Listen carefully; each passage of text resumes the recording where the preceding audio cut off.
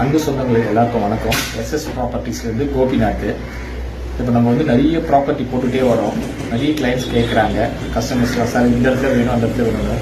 இப்போ வந்து ஒரு அருமையான ப்ராஜெக்ட் 17 ஏக்கருங்க.